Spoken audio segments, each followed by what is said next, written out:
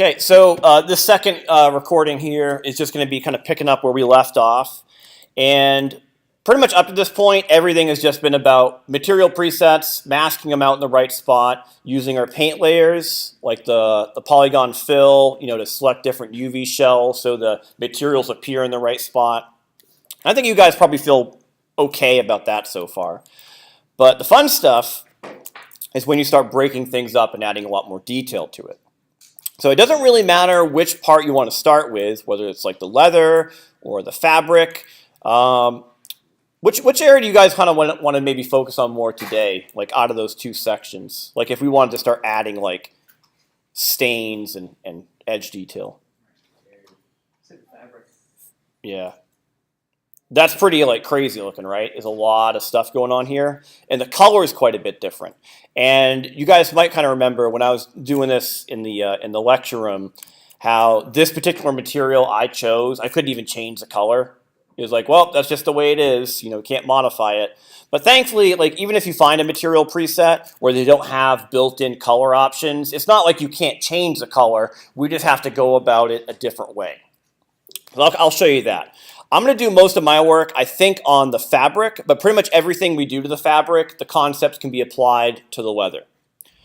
So because I have this group here, you know how basically everything within this fabric group will appear in that section, right? Because it's all been masked off. So anything I do to this area should only be appearing here, which is exactly what I want. Now this is where we can get into procedurals, and these are really powerful. So when you kind of look at this and you compare what I've got to this, what would you kind of critique as far as like the color? Like what's really the big problem with my color and sort of the texture? Yeah, too dark, too blue. So the color itself is completely off. And I need to get some sort of like almost like a stain pattern in there for like a lot more variation, right? So I think like when you're looking at the reference, you almost want to figure out for the base fabric, which one of these colors is going to be the base fabric. And I honestly don't really know. I'd have to probably look at the book in person again. But I'm going to assume that this is probably the fabric part, and it's a lot of lighter stains on it. It doesn't really matter, but just figure out which one of these colors you want to match first. And then we're going to start with that. So what I'm going to do is probably do, I'll do, I guess, the lighter color, and I'll make the dark parts the stains. We'll see what happens. So what I'm going to do is go into my group for the fabric, right? We only have one material hanging out inside of there. So to modify the color, we are going to do a fill layer. So we haven't done this yet. So previously we've been kind of using paint effects. This time we're going to be using these two guys over here. So these two buttons is going to be add a layer. This is just like an empty layer. There's nothing on it. This is a fill layer. So we're going to do a fill. So make sure you're inside the fabric group. Have that fabric material selected. Hit the add a fill layer button. You guys should notice that it made like a new layer on top of everything. And yours are probably doing the same thing where it's just like solid gray, right? It's coating everything. So this is almost like you making a new material. So notice how when you do a fill layer that's covering everything, you can see what that's defaulting to. There's color, height, roughness, metallic, normals. And every one of those guys has a slider. Now, what are we trying to affect at this point? Color. It's really just color, right? Like, I don't need this to, like, magically change the bump or the roughness. Like, we might want to do that eventually. But I'm going to stick with maybe just a color for right now. So on that fill layer, when you select it, go down to your properties. For now, let's just turn off all of these guys. So the only thing this fill layer does is color. It's not going to do anything else, just color. Now we're going to pick the color we want the actual fabric to be. I'll do the lighter one, I guess. So I'm going to try to get something kind of close. I want to see if that color selection works in here. It could have been the projector was messing that up. Were you guys able to use it? Like, did your color selection actually pick it up fine? Yeah, it's probably just the projector. We'll see if it works for me. Oh, yeah, this works here. Okay, that's good. So I'm just kind of like using a color selection, picking kind of a lighter color like that, and I'm out.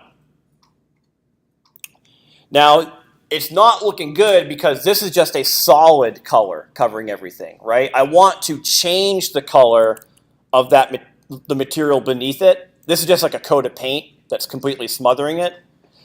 But if you kind of look at your layers, go back to the base color. Because I'm still on height. You guys might be also set to height because we were in there earlier. Change your layers back to base color. And see where it says normal? We have all these blend modes. Did you guys like actually feel like, have you got like a lot of information with these when you were in any of the art classes, like any of the 2D classes? Did they ever kind of run through how these work? A bit.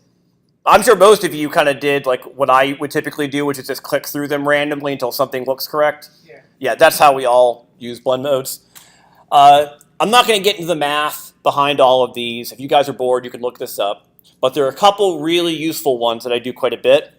Normal, which is the default, just covers everything. That's not really what we want in this case. Multiplication, let's try that. Watch what multiply does.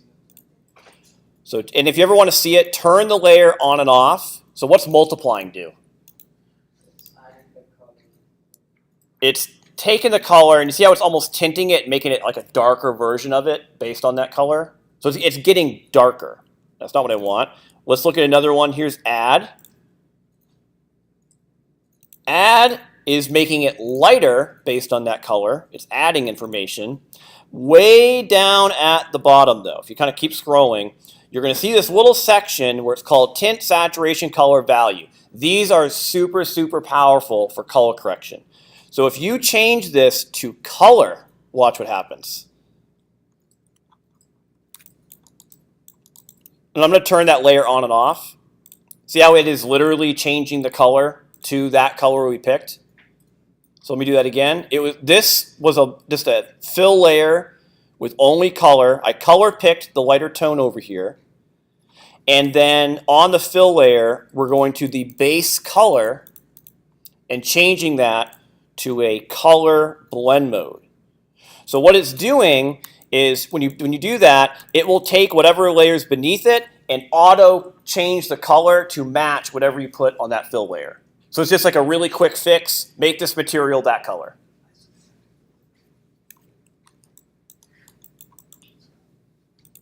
Okay, and if you want, you can name it. Like this is called fill layer 1. That's not very useful. Let's call this fabric color correct. Or like color adjustment, anything like that, just so I sort of know what it's doing. Did that work for everybody? Okay. So there's one step out of the way. So now what I've got is a pretty good lighter tone. I can now get into the variation and break this up with all sorts of cool grunge patterns. So to do this, we're going to go into the procedurals. Now, if you click on the procedural section over here, there is a lot of them, by the way. Keep going. There's a ton of these guys. A lot of them are like interesting like fabric patterns, like houndstooth and repeating stars. But there's a really nice section about midway down. You'll kind of notice if you follow the names, you see where it hits the word grunge, and then you just see like grunge, grunge, grunge. All these grunge maps are different types of dirt stains that you can use to break things up. Some of them might be like vertical streaks, like that one is. Some of them look more like cracks. This one right here is like a splatter effect. So there's not really any trick to it. You kind of have to just put your mouse over it and kind of look through them. But I want to find one that has this kind of spotty look we're getting here. 14. Where's that at? Grunge map right here. That one's pretty good. I kind of like that guy. So we want to use this to try to change some of the properties. So what I'm going to do is we are going to make a new fill layer. Okay, so above the one you just did for that kind of green color, make a new fill layer. And I'm going to rename this Fabric Color Stain. But it's probably doing the same thing as last time. It's just a solid gray color covering everything. And just like before, I want you guys to turn off everything except for color. And obviously we can change that later and we'll re-enable a few things. But we're going to turn all of them off except for color. This time I'm trying to get this to be the darker sections. So we're going to leave this as a gray. You could also pick the darker color if you want. Let's actually just do it that way. It might be easier. Did you pull that the grunge map up already? No, I haven't selected it yet. Okay. So we're just making a fill layer, but we're going to use this in a second. Right. Okay, so this time what I want you to do is on that gray color, click it, try to source the darker color on the fabric. Or just you can also just sort of artistically pick a darker green, but pick the darker color. So we have one layer that's the lighter color, another layer that's the darker color. And just like before, I want you to change this to a color blend mode.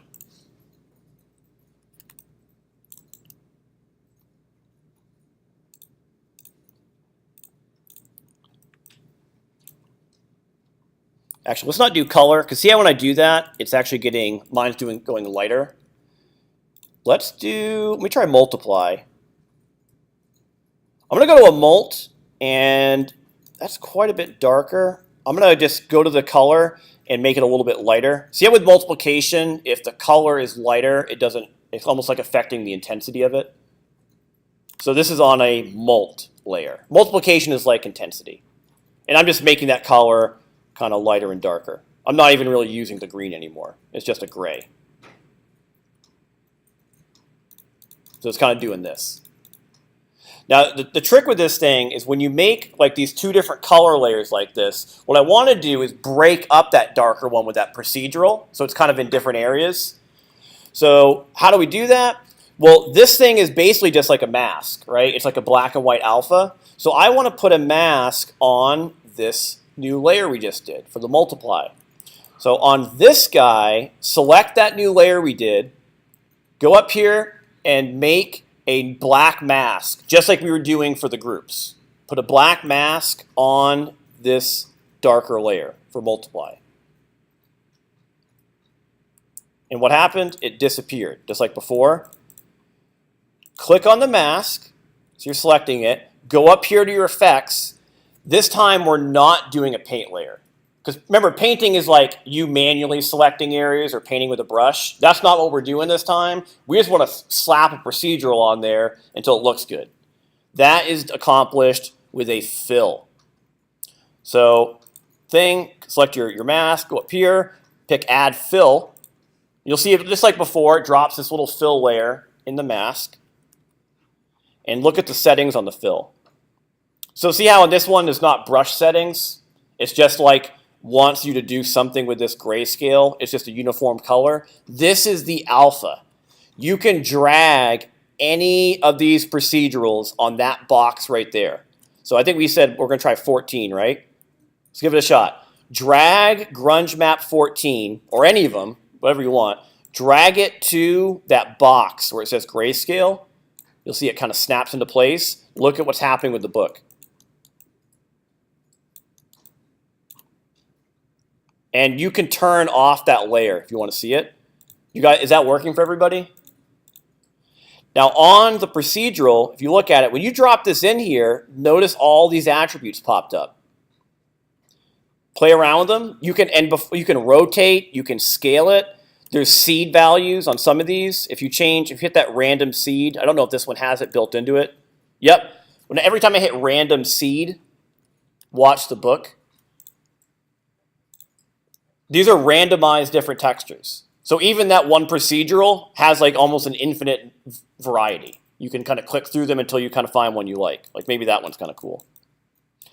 And with the balance and contrast, you can just kind of move it around and just kind of look what that's doing. Like I kind of like maybe making it darker. If I do contrast, it's going to be like harsher edges. That's kind of cool. Softer. I kind of want to bring my contrast up, I think. And bring the balance back. I might even do like a UV scale if I wanted to like make it smaller. Oh, that actually doesn't look too good. Let's do like a UV scale of like 2. You can rotate it, do whatever you want. Like that. There we go. So I just have some interesting variation on that guy. And we could do the same thing again if you want. I could just repeat this and do it again with a different color. But let's actually duplicate this to make it a little faster this time. So right here, right click on the same one we just did and do duplicate layer. You should see it drop like another one on top of it. And it probably made it even darker because you're now stacking the effect on top of itself. See how if I turn that on and off, it's just amplifying it. On this one, click on the mask, click down where it says grunge, that's that fill, and let's hit that random seed button on this just to get anything. I don't want the same pattern again, just change it. You can also pick a completely different grunge map if you want. So maybe on this one, I'll find like something completely different. We'll do grunge map 008. And you can, again, drag it to that grayscale box, and it should update. And every time we kind of duplicate these, we're making it darker and darker. You can play with the blend modes. If you don't like multiplication, try doing addition.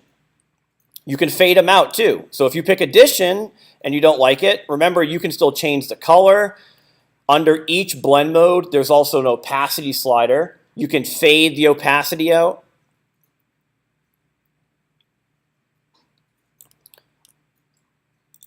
I can go down here and maybe under the grunge, I'll play around with the contrast a little bit.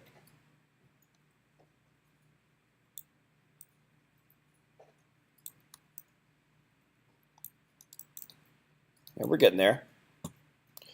So you really just want to stack some of these guys together and play with the blend modes. You know, I'm just doing simple color right now, but we're just adding some breakup and variation. And this one right here is kind of interesting, Grunge Map 004, because they have some of those cool circular patterns on this one, which I do kind of like, and that's in some of the reference. You could do the same thing and do one with that one. You could also make a new fill layer and just slap that on like another mask. Maybe we'll do that. Because see how some of these are like a completely different color? There's like this weird kind of orangey yellow tone in here. We could still do that and do another fill layer for just like a color adjustment. Let's try it out. So maybe this time we'll do another fill layer. I'm going to turn off all that stuff so it's just color. And I'm going to try to color sample the like slightly yellow part. Let me try it again. Right. That. I'm just getting like a slightly yellower part of that reference.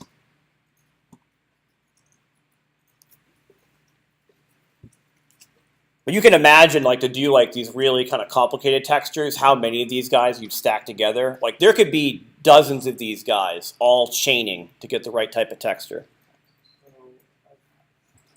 So what I've got is I just did a new fill layer. Yeah, that's what I did, but now it's gray and it's like tones are changing. It's changed like down at the bottom. Make sure you have all of them turned off except for color. And I'm just color sampling kind of the yellowish part of the book, like where it's a little bit of a lighter tone. This one's a little, like the yellow color to me seems a little more cloudy and kind of faint. So on this one, I could do the same thing. Maybe I'll go in there, add a black mask. And when I click on the black mask, I'm going to go up here and add a fill. So add a black mask to this new color. Go up top, add a fill. And you can just find some other procedural you think might work. I mean, again, there's a bunch of them. I'm going to go with, this one is Rust, and I'm still going to do it. Grunge, Rust, Fine. We'll try it. And I'm going to change that fill layer, just like before, to color. I just want to see what this looks like.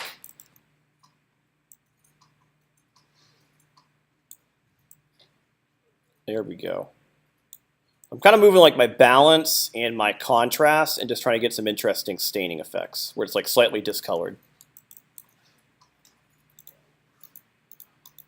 Where am I adding the map to? So if do you have like the mask on there? I just added the black map. Yep, and then on that, click the mask and add a fill. Under the effect, add fill. Okay. Yeah, and then like under the fill, you just drag the procedural to that grayscale Yeah, box. that's what I was missing. Yeah. Did you add in this?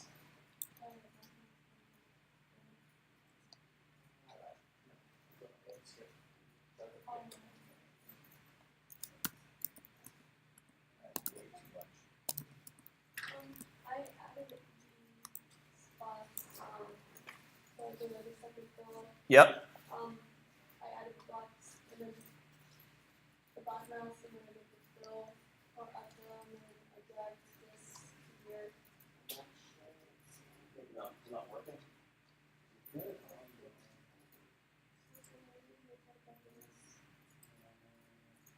That's right. Yeah. So you're just not seeing anything. Yeah, it's here too. Well, so it's doing something. So yours is just set to normal. Oh, it's So if you do like color, yes, I think what you could do sometimes is like visualize it. Option, click. Oh, so your fill is missing the text. So yeah, what you do is you make the fill. You can just drag, like I don't know if you want to use that one, drag it to it. So the rest is grayscale. Yep. Yes, perfect. That, I I have like enough this one. here to show the benefit. No, that's actually right. That's on there. So Oh. yeah, so that is it. And if you go click on the color part again, you should see it go back. There it is. You actually can see it showing up. But Just right. so you to edit. So this is like the color which you can edit. But what you're doing is editing the procedural. So you click on the mask, click on the grunge layer, and then you this is like scale and then all the controls. That's kind of cool. Yeah, it's maybe like a little harsh and sharp on the edges, but yeah, you basically get the hang of it. And you can obviously like, if it like, let's say it was too harsh an adjustment from like green to yellow, you could always like fade the opacity out on the layer to like have it be a slightly like subtler effect. But yeah, you're getting it. That's right. So I started working with the opacity. Yeah, yeah. Be kind of careful because it's really easy, like when you start dropping in these procedurals, to have it be such a like an intense effect that it just stands out too much. If you ever feel like something is too intense, remember that you can always play around with like the values of the procedural, or just simply on the layer, fade out the opacity. That little number right below where it says like color or normal, that's an opacity slider. You can just fade that out until it's subtle enough.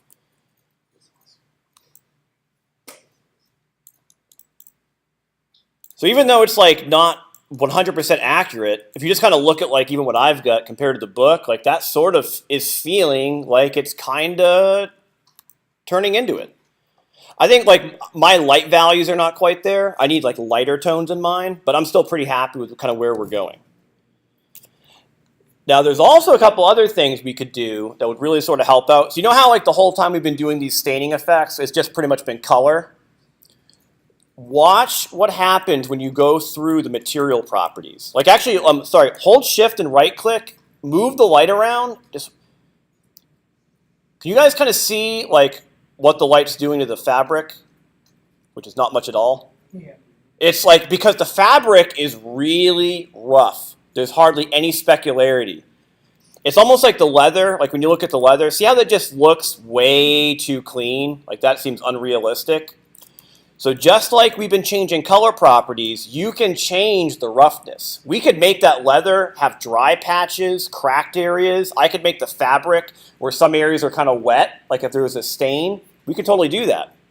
So maybe like an easy thing we could do is if you kind of click back on your color over here, go, let's try doing, I guess it doesn't really matter which layer. I might go to the color stain, like the very first one I did. I know you probably have a bunch of these like I do. Just pick any of the layers. What I want you to do is in the viewer, hit C until you eventually end up at this guy called roughness. I'm just hitting the C key, but eventually you should see you pop over to the roughness material property. So just take a moment to look at the roughness on the fabric. What would you say is our big issue with roughness? Like you guys already kind of know what roughness means. It's not really there. Well, yeah, it's flat. It's pretty boring, right? Now, real quick detour from like what's happening in Painter, because I know we have to kind of talk about what material properties mean. In this lecture room or in the lab room, do you guys know visually what is a high roughness and what is a low roughness material, like in here?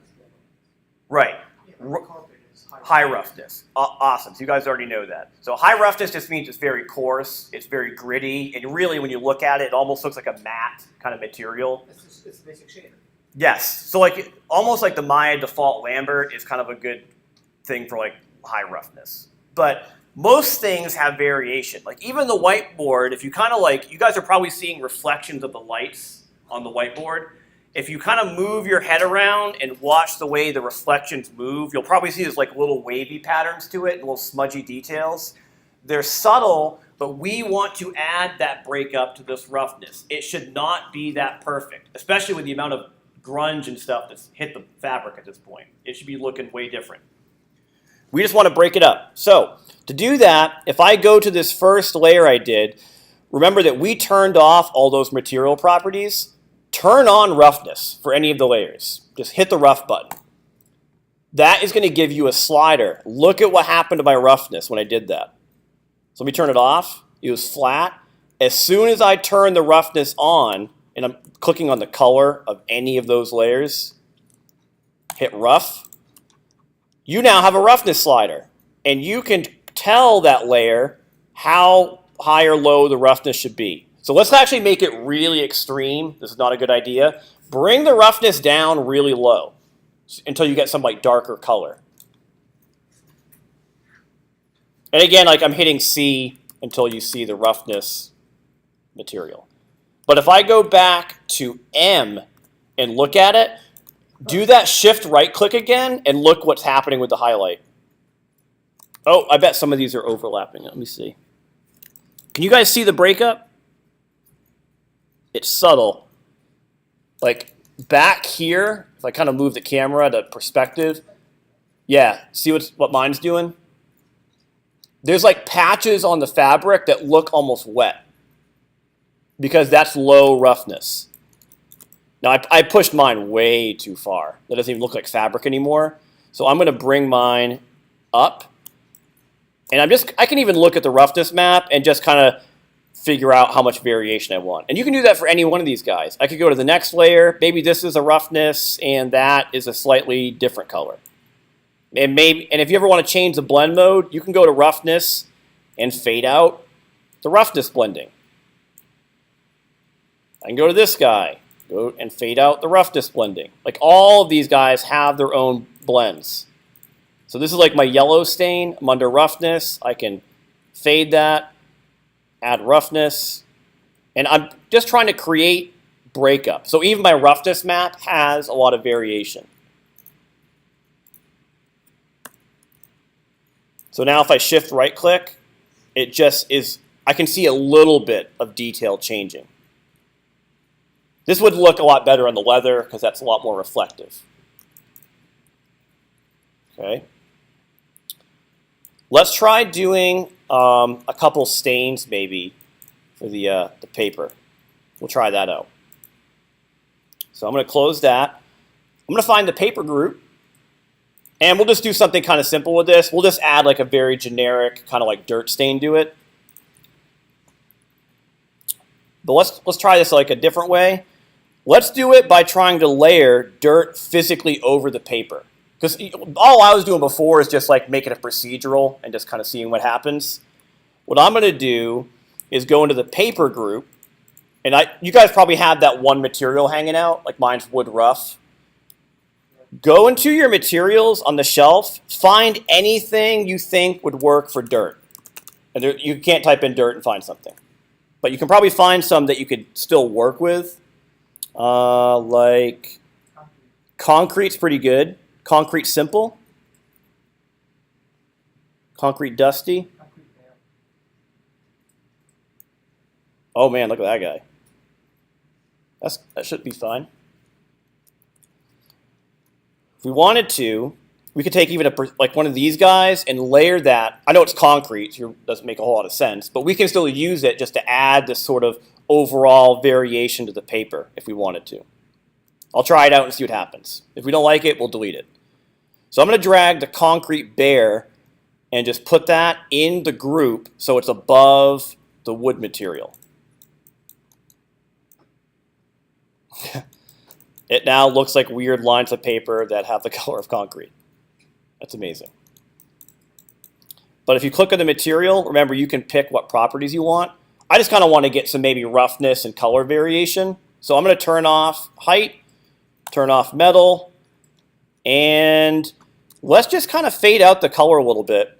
So if I go back to my base color, see how it's still set to normal, so it's covering it? Play around with the blend mode. Try, like I'll do overlay. Well, that one is, that turned to blood, apparently. I've now made bloody books by mistake. Yeah, let's try multiply. I like that, right? That's kind of cool. So you can change mult. I could now fade out the opacity on it. If I'm like, it's too intense, we could kind of ease that back a little bit. So it's just kind of experimenting, seeing what looks good. I do kind of like this one.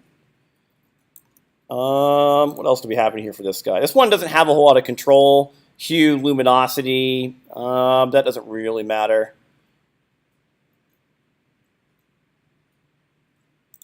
Yeah, we're going to not worry about that.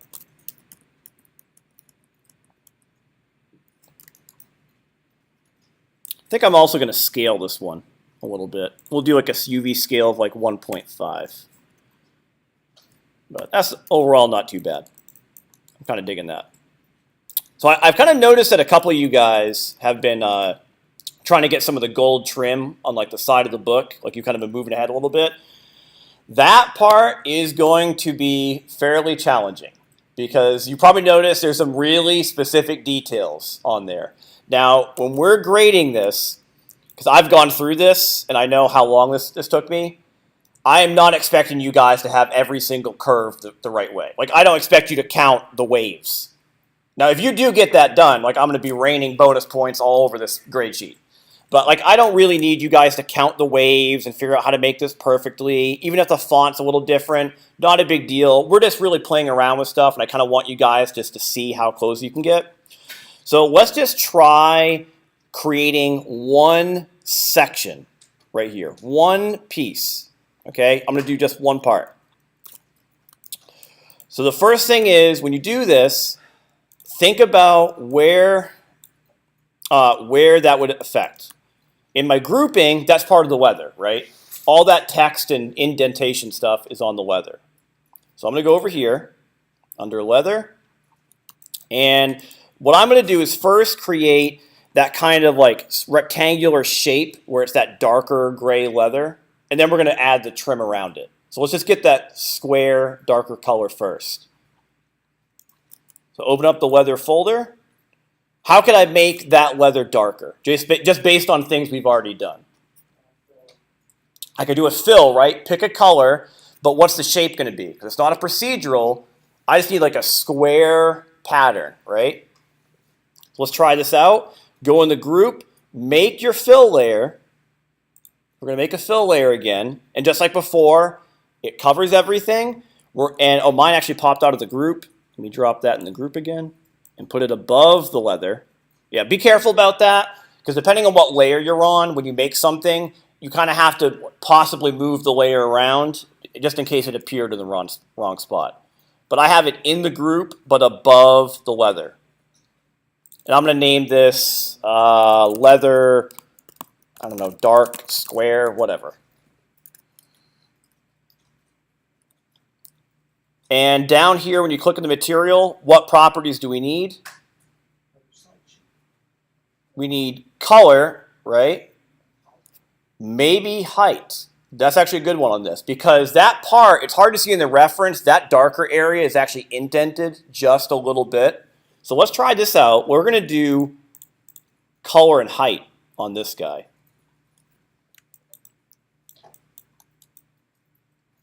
Okay, now when we do this, what I want you guys to do is change the colors blend mode. So make sure you're on base color still in your layers.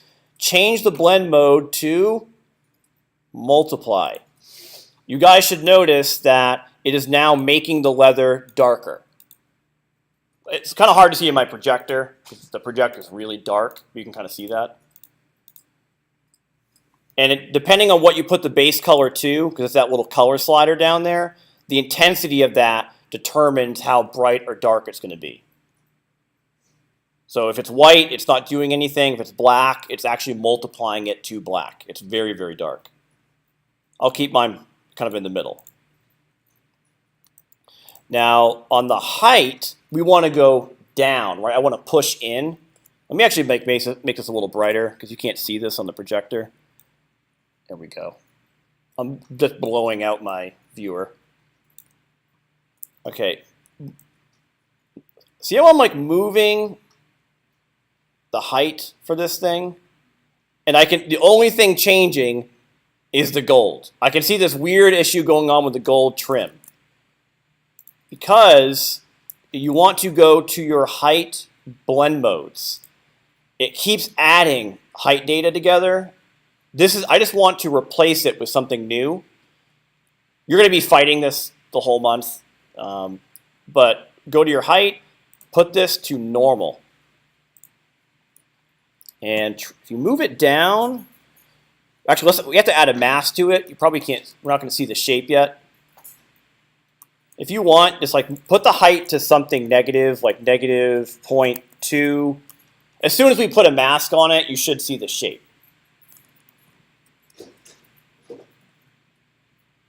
So mine is just color and height, gray color, height's down to negative 0.2. Let's add a mask to this and try to make that rectangular shape. So what we're going to do is on that guy, on that new dark leather thing we're doing, make a black mask. Okay. And we're going to do this with a paint layer. We're going to paint the square. There's a couple ways to do this. There's like the brush method, where if we hold shift, you know how we can draw the straight lines to try to make the square. There's also kind of like a trick where you can actually break the brush tool to turn it to a square. I'll kind of show you this. So I'll show you both ways. I'm not going to paint in 3D because it's curved, so I'm a little concerned I'm not going to draw it properly. I'm just going to zoom in on the 2D view.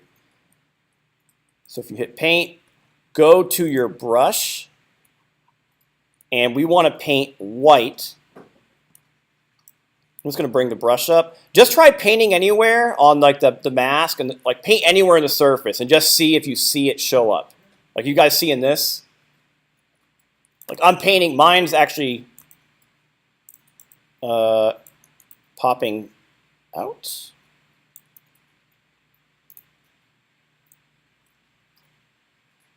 Oh, there we go. I have to really drop mine down quite a bit. Are you guys seeing it show up at all?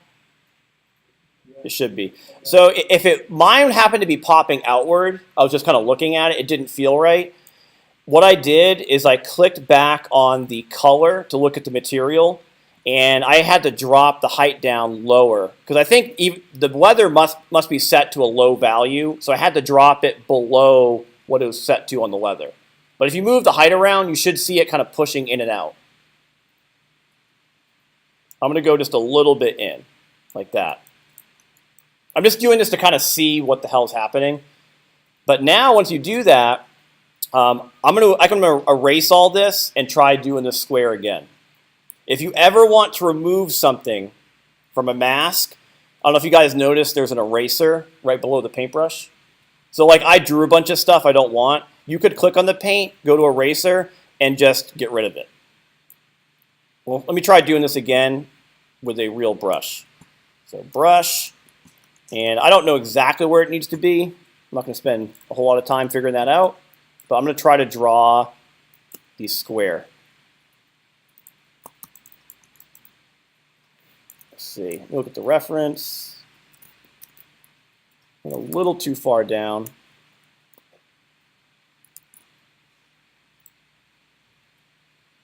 And again, we're not looking for 100% accuracy. I just want to kind of get the feel of the book. So I have a straight line, not too bad. We'll take this, click, hold shift, click down there, shift, click. I'm just drawing like a border, kind of like that. And then once you kind of get the border drawn, you can kind of go in there, and if you want, you can bring the brush up and just quickly paint and fill that in. If I'm going too quick, or if like you guys are stuck, please let me know. No, it's awfully quiet. I'm just painting white to make a square. I'll let you guys just try that for a second and get that figured out. I'll show you like the trick too. I did this by mistake, and then I found like a weird bug to make it the brush turn to a perfect square.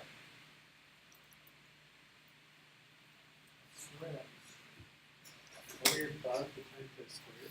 If you, yeah, I'll show you this real quick. So the brush, like you guys probably noticed that, like, see how the brush has this alpha where it's that kind of soft circular shape? We haven't even changed it yet. Like there are other brushes you can pick from. There is one. It's here somewhere. It's an alpha. Yeah, you have to go on alpha, so you do the default part. Oh, wait, yeah. Oh. Well, no, the brush is default hard, but the alpha. So you just square. Actually was. All right, That guy? border. Let me try this out. See. It works. What I actually had done is if you break the brush so there isn't an alpha, it turns to a square. So like I'm on the brush. If you just remove the brush altogether, it just turns to like a giant square because there's not an alpha on it. I guess that's one way. Yeah. This is totally the legit way to do it. Delete the brush shape and break it to turn it to a square. This is how all the pros do it. But it's kind of funny because that totally works. And you can like just, oh god, that's huge. I can like go in there now that it's square and try to like draw the same thing.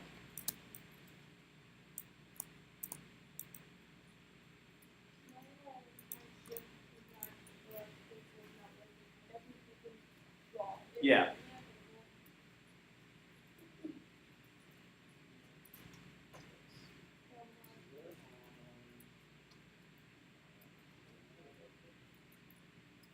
Do man left click. Yeah, you probably go the direction you want. Out. Yeah. Yeah.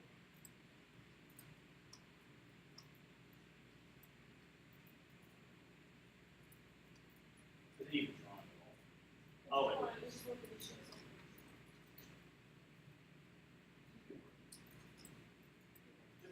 try it again. Dude, I did it like click and then this shit. Oh, it's not drawing. That's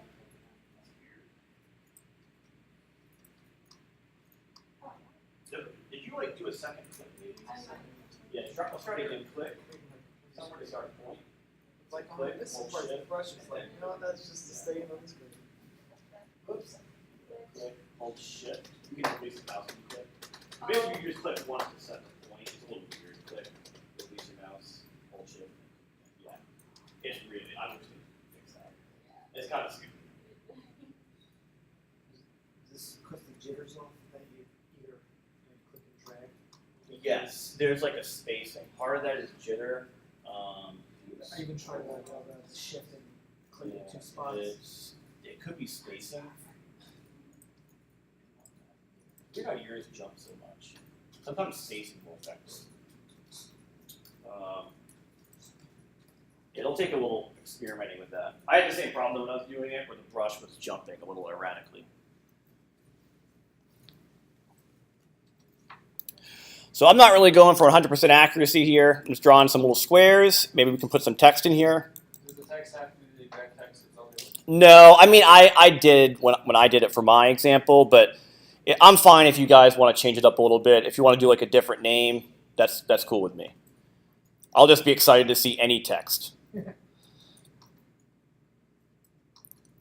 But there actually is a better way to do it than you hand drawing it. Yeah. Right there, yes. So I admire your effort.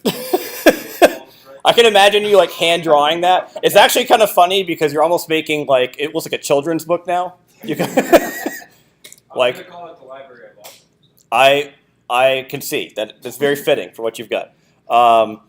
Yeah, so text is tricky because obviously you guys don't want to draw this by hand. So there actually are font tools built into the program. It's a procedural. It's a little weird, so you don't have like hundreds of fonts like you would if you went inside of Photoshop. It's a little limited, but there's still enough in there where we could kind of get this to work. So I'll show you how to do that real quick. So if you look at the reference back here, so I've kind of made that rectangular shape, and it looks okay. And you'll notice too, by the way, see those really thin black lines also? Some of you guys are probably trying to add that. If you do, great. Let's just kind of move into the gold box around it, and then the text. So where do we do that? Like if you think of our layers, where does this need to happen? The gold, right? We know it's just part of the gold trim. It's just another area. Now, if I go up to the gold, we're going to click on the mask, that guy next to it. I'm going to hold Option and click on it just to see what the mask looks like. Remember, that's a way to visualize it. If you Alt or Option click on that mask, it will show it to you. Okay, so it's a bunch of lines right now. What I want to do is make a separate paint layer to draw some little gold trims around these shapes. So I'm not going to, I think, edit the same one we already did, just in case I screw anything up. So what I'm going to do is on that mask, let's add a brand new paint layer. This is on the gold, like click on the gold mask for the group. Add a new paint layer. And I still have that square. I need to fix that real quick. Yeah, if you ever break the brush like I did, where you just delete the alpha altogether and it turns to a square, you can reset it. If you go to the brushes, the ones that it defaults to are these guys. Basic soft. Drag that over to the, oops, where is it? Come on, the alpha. If I can get it. Oh, sorry, just single click on it. There it goes, it loaded it in. I'm back. So just click on any brush, that'll force it to load on the brush. And let me make this a little tighter, smaller. And I'm going to try to draw white on this mask. But because you're on the gold layer, it should look like you're drawing gold trim. And I'm going to try to get the same width as the other one. So this might take me a second. Shift click. I use the square alpha, so why are my edges rounded? I think you're seeing you could be seeing the curvature of the normal map if it's like beveled. It could also be if the square maybe, no, because it's actually round? It's the two edges along the spine are Yeah. fine, but the top and the bottom are kind of going out. I'll have to look at that. So I'm just kind of, drawing around my shape. It's probably a little thick right there. That is some intense gold. Okay. So I'm just drawing around a shape. We'll do that again over here. Hold Shift, click.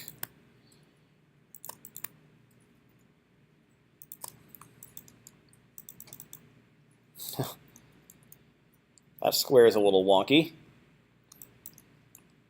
This one's been drinking. That's all right.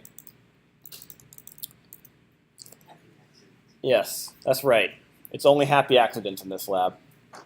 We're going to Bob Ross the hell out of this thing. Until you fail. Yeah, it's happy accident until we grade it, and then you get a 50.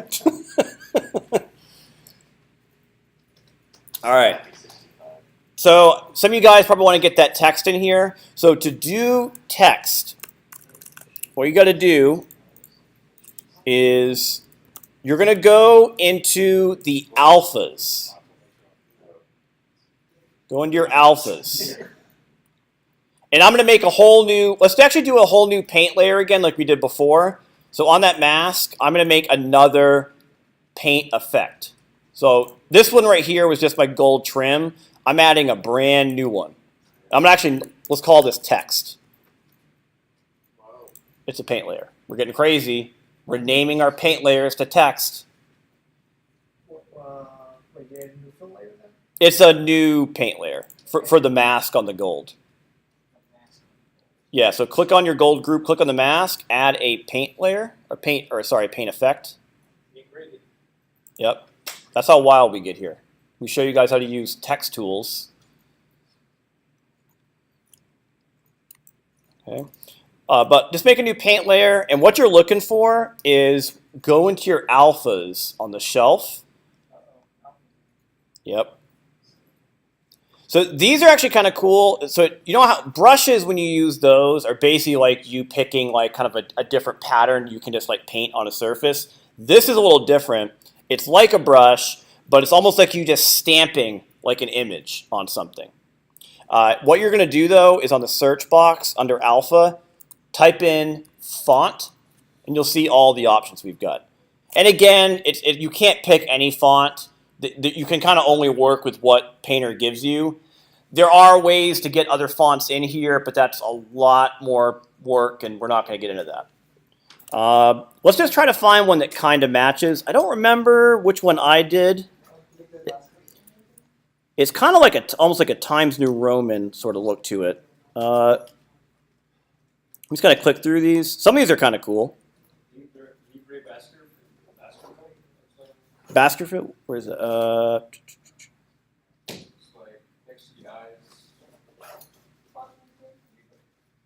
Next to the eyes. This thing? This thing? Yeah, I think any of these. Perfect, typewriter. Yeah, I would go Comic Sans or Wingdings, preferably. I like this one. Yeah, that Baskerville one is probably pretty good. That's probably going to be the best one we've got. Let's do that. Yeah, that's another thing. Obviously if you guys like Photoshop, because Photoshop's going to load anything you need for an alpha, or fonts rather. I'll show you that later. I'll probably do that on Friday. But there are ways to import custom black and white images and just use that as an alpha. But I'm going to do Font Libre Baskerville. Love that one. Now, if you have to make the brush bigger, and you guys see where it says substance right now? When you click on the font, like it's acting like a brush. Look in your properties over here for the font. You see where it says text and you can like type in something? It just defaults to saying substance. It's on the properties. Yeah, just kind of scroll over. You should see it if you're already on the font. You can type something in here. I mean, figure out what you want to type on it. If you want to match that to a T, you can do that. This one's a little tricky though, because see how the font size changes? It's like a smaller one. When I did this, I had to do it in different steps. I had to do this, that, and that separately, and do a different font size for this one. Let's just type in library and get anything working. So I'm going to go over here where it says substance. We're going to type in library. I think it's all capitals, I believe. Yep. And you'll notice how I'm viewing this sideways, which is not helpful. I could paint in 2D, though. How do I rotate the brush, though, if I wanted to paint in 3D? Yeah, not option, but command. Yeah, command, left click, up and down will spin it. You can see how that's doing that. Now, when you do this, though, you're painting on a curved surface. Depending on the brush setting, it might have like a weird bending effect. If you feel more comfortable, obviously you can paint in 2D. And I can bring this down and make it smaller. There's other things here like spacing, size. It's kind of limited, but you could sort of go through that. Again, I'm just going to kind of put it right about there and click. There we go.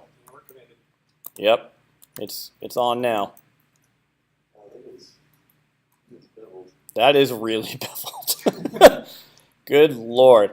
My height data on the gold must be cranked through the roof because that looks super chunky. So what if I put more in the text there? It's like going outside the circle. Oh, so good question. Are you guys noticing that where you're typing in something bigger and it's actually getting cut off? I'll show you what you're seeing. So we're going to type in Dr. Proctor. Yeah. Okay. Nailed it. Torproc. So Dr. Proctor got cut off. Okay. Now the reason it's doing that is because it's trying to squeeze this text in the same brush shape. So I can't scale the brush, right? Because that's just making it bigger or smaller.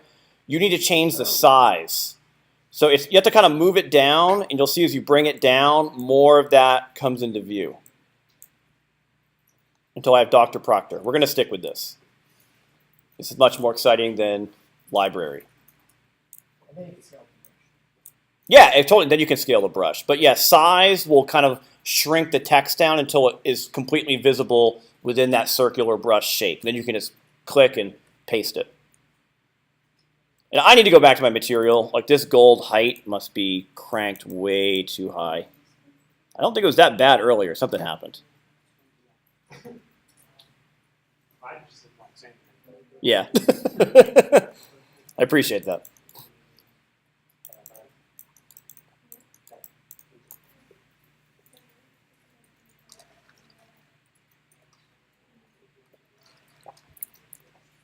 So I'll let you guys kind of play with that in just a little bit. You can kind of keep refining it.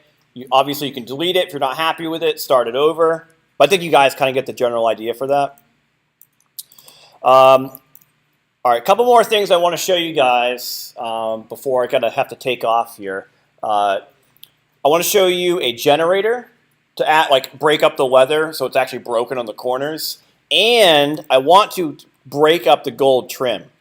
Because if you kind of look at the fabric and the paper, doesn't that seem kind of ridiculous for how clean this is? How the hell did the paper go through that and the cloth is all beat up, but the leather's perfect?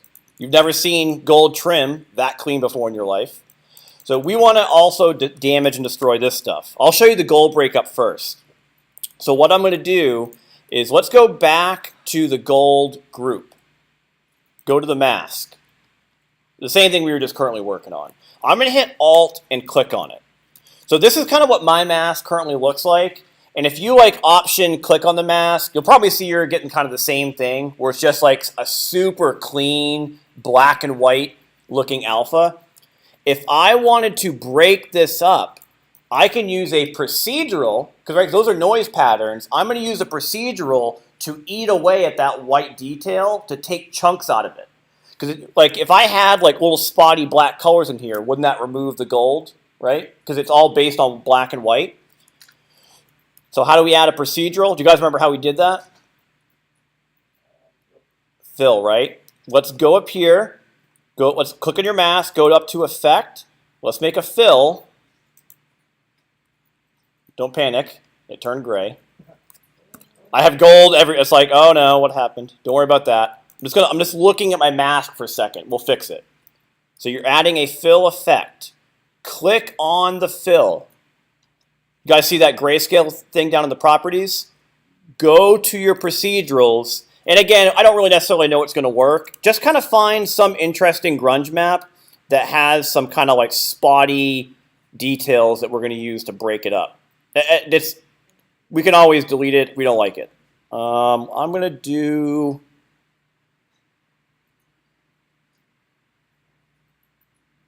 I'm going to try maybe 13.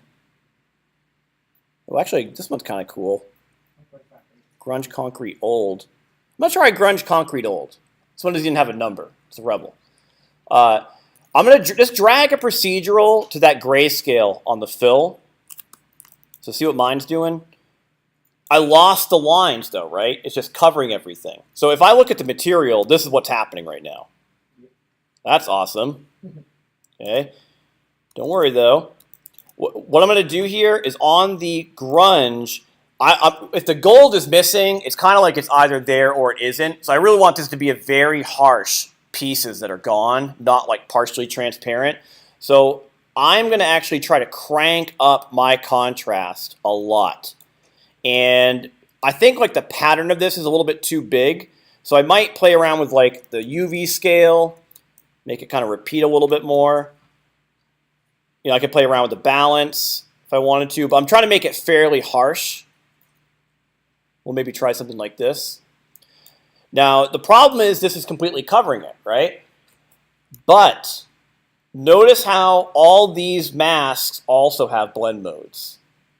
So you remember how when we were talking about normal, how that always covers what's beneath it? That's why it looks like this. Watch this. Change your grunge blend mode to multiply.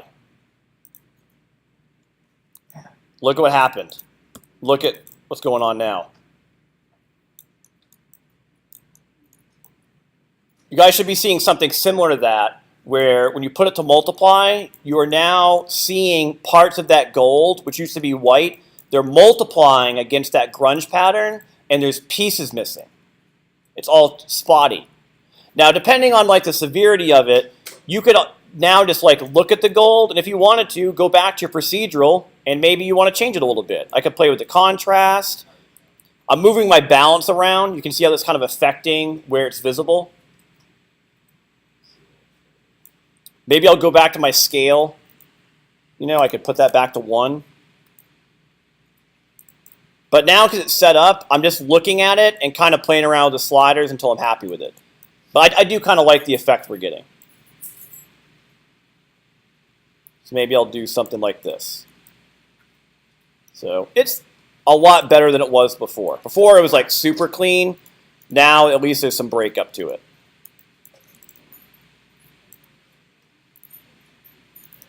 Did you guys have any issues doing that, the breakup? Okay. And the last thing I'm going to show you guys before I get out of here is I'm going to do a generator to add edge detail. This is usually the thing in Substance Painter that people go bananas about for the first time. Now, generators are also overused a lot. And you'll kind of, once you get used to what the generators look like, when you go online, you start looking at people's art stations, you will begin to pick out, like, oh, that's the metal edge wear, that's the dirt generator. Like, it's just like a preset, like seeing a preset on everything. But because we're all good artists and we're smart, we're going to modify it so it doesn't look like a preset. So to do a generator, what I want to do is essentially break up this leather so there's other worn pieces of leather on the corner. So down in the leather group, you know how like right now I've got 2 different materials in there? I've got the leather itself, and I had that little dark square thing we're doing. What I want you guys to do is go to your materials on the shelf, do a search for maybe leather again, find one that looks a little beat up. Like that leather rough is kind of interesting. I like that guy. That one already looks beat up. We're going to have this be the undercoat of the leather where like it's been destroyed. I want you to drag leather rough, or whatever one you want, into the group, but put it so it's like above the other materials in that group. It should be covering everything right now. Well, at least all the other leather.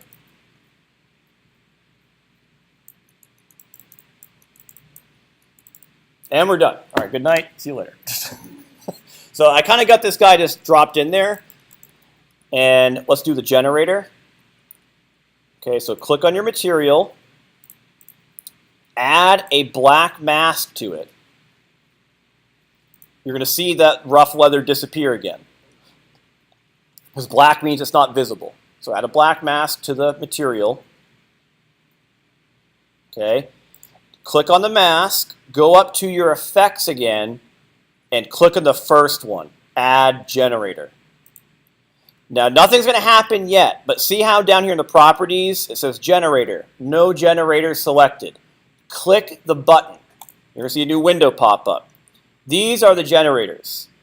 Now, remember earlier, like in the lecture where I had you guys bake those mesh maps, like the curvature and the occlusion? It was like one of the very first things we did. This is mainly where they're used, is this guy. I want to do one that is edge detail.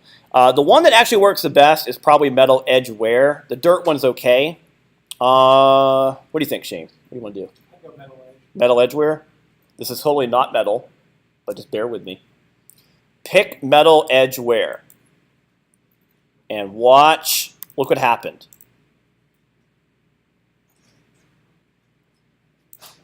Now, the generator has a lot of properties. It is pulling information from the curvature map. And there's other ones. If you kind of look at the properties, there's grunge scale, grunge amount, edge smoothness, ambient occlusion, curvature weight. I'm just going to let you guys play around with this, but if you like fade out curvature, like watch the curvature weight as I reduce it. See how it's like the edges where it's curving is like disappearing? I'll put it back to 1. Now, if you just play around with the sliders, play around with the wear level, wear contrast, just kind of get a feel for what it's doing. Wear level will add a lot of just chaotic damage to it. It's almost like adding a bunch of scratches everywhere. Contrast, we all know what contrast does. It's like how sharp the edge is going to be between black and white. Grunge scale, grunge amount. But I think for me, I'm going to pull the curvature back. I don't want it to be that destroyed. I'll fade it back quite a bit. I want something a little more subtle, kind of like this. And now, this is like a simple generator. That's probably a little too clean here on this corner. That's like, that triangle bugs the hell out of me. So I might want to break this up a little bit, but I could start manually painting with a paint layer with a brush and break this up so it's not such a perfectly trimmed triangle. Is your guys doing the same thing on that corner? Where it's like real, yeah. I like it everywhere else. It's just that those corners look really bad. So if that does bother you, you could make like a paint layer above this, and you could paint black or white to like hide or remove that leather effect and add in other details. Like again, you can stack painting, generators, fill layers with procedurals. Like any of these guys can be combined together however you want. So not too bad though. So it's like for a little crash course, you know, considering most of you guys haven't used Painter very much, we've done quite a bit. So hopefully this was pretty helpful as like an introduction to the software. And we'll break it down into much more specific stuff and different techniques as we get to the other classes. But I'm going to save this, and we'll kind of kill the recording. And I'm just going to let you guys play around with it a little bit.